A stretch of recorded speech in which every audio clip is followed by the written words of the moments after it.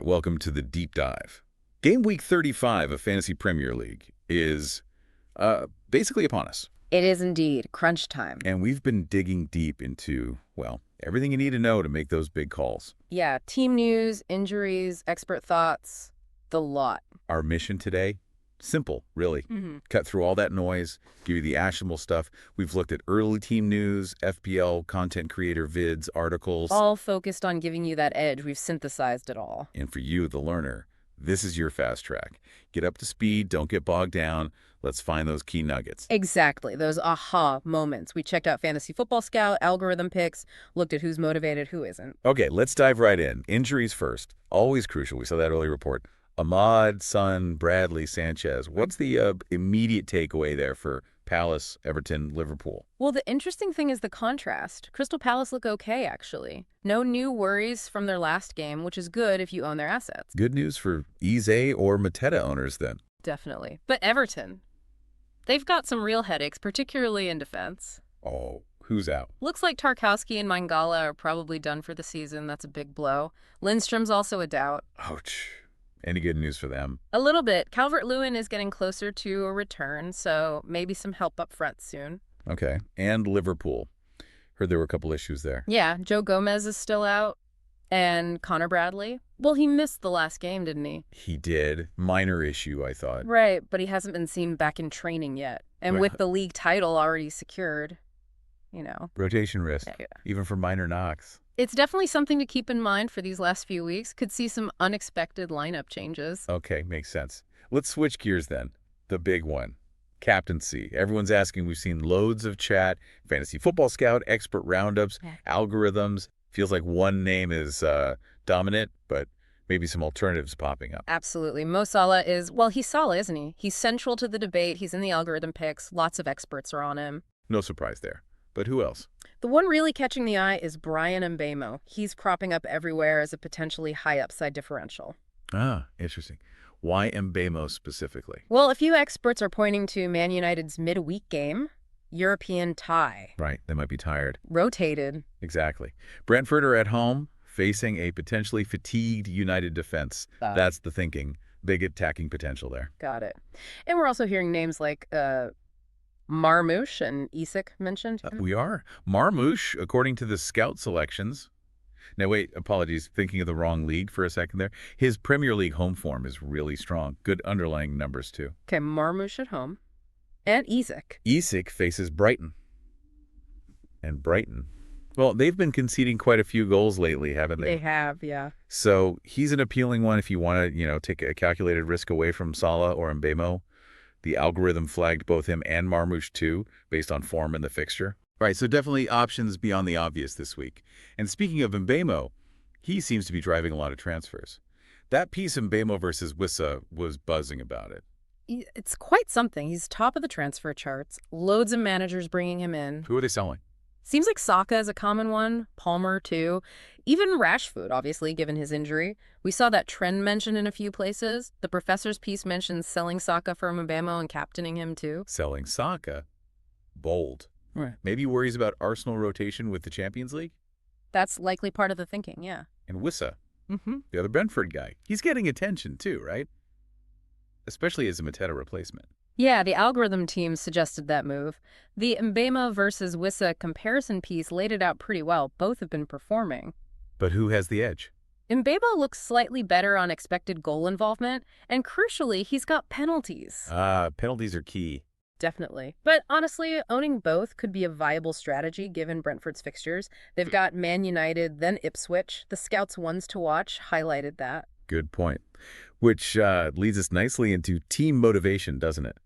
Crucial at this stage. Absolutely vital. The Everything You Need to Know article and that FPL's a Beach video both hammered this home. Teams with something to play for versus, well, teams already thinking about their holidays. Yeah, and the impact is significant. The research mentioned in the Everything You Need to Know piece suggests teams with nothing really left to fight for. They get involved in more open games, score more, concede more. So potentially more unpredictable. Goals galore at both ends. Could be. Meanwhile, the above-average FPL video really focused on the teams still chasing Europe. Newcastle, City, Chelsea, Forest, Villa. Players from those teams should, theoretically, be more driven. So the obvious play is just load up on players from those teams. Well, the GW35 preview audio clips certainly lean that way. Focus transfers there. Newcastle City, Forest, Villa. But the FPL's A Beach video raised a good counterpoint. Teams with less pressure might play with more freedom. Could get surprise results, unexpected scorers. They mentioned Wolves being in decent form despite not having loads to play for. Okay, so it's a balancing act then. Not quite black and white. Not entirely, no. You need to weigh it up. What about fixture difficulty? That article mentioning the best remaining fixtures picked out City and Everton. Exactly. City are motivated and have great fixtures, makes their attackers, like De Bruyne, who is in that top 5 must-have list, look really tempting. And Everton, despite the injuries. Yeah, despite the defensive issues, they've got some nice home games against teams already down. So maybe a differential defender like O'Brien, who the scout mentioned, could sneak a clean sheet. It's a punt, but possible.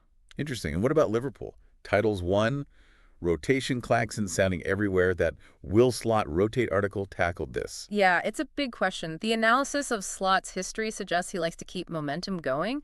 But the key thing, mentioned in a couple of places, Salah, he's chasing individual records, golden boot, maybe. That personal drive could keep him in the team, even if others get rotated. So maybe Salah is safe-ish, but others might get rested. That seems the most likely scenario. Some changes are definitely possible. Maybe fringe players get a run out, but Salah probably plays. Got it. Okay, nearly there. Let's quickly touch on set pieces. Penalties, corners, free kicks. Any key updates from that? Which players are taking? Resource.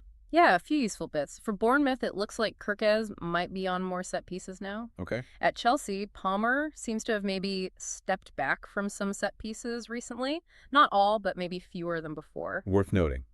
Palace. Izzy and Mateta seem locked in as the penalty takers now. Good confirmation for owners. And obviously, with Rashford out at United and thinking about Villa, too, the penalty order there is always worth confirming. Right. Those small details can make a big difference with bonus points and goals.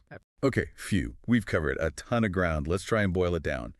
For you, the learner, heading into Game Week 35, what are the absolute must-know takeaways? Right. Key points. First, injuries. Watch out for Everton's defense. Tarkowski, Mangala likely out. And keep an eye on Bradley for Liverpool. Okay. Second, captaincy. Salah's the safe bet, but Mbeumo is the really popular, exciting differential. Isak and Marmish are in the conversation too. Don't be afraid to go against the grain a little. Got it. Mbeumo differential. Third, transfers. Mbeumo is flying in, often for Saka. Wissa is popular too. Brentford attack is hot property. Check. Fourth, motivation. Prioritize teams chasing Europe City, Newcastle, Chelsea, Villa, Forest, but don't ignore informed players from beach teams with good fixtures. It's a balance. Balance is key. Fifth, fixtures. City and Everton have arguably the best remaining runs. Okay. Sixth, Liverpool rotation. Expect some, but Salah's personal goals likely keep him playing. Solid safe.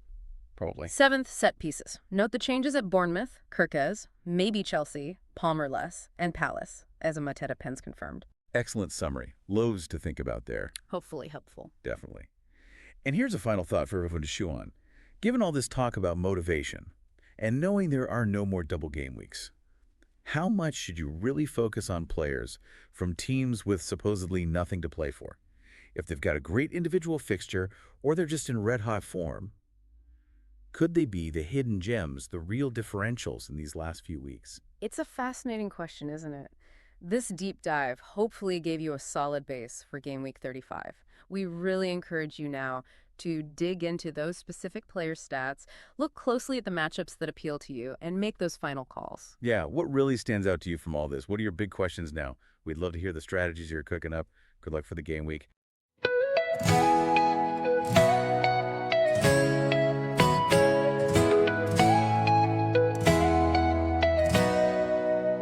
FPL update, it's the time to play.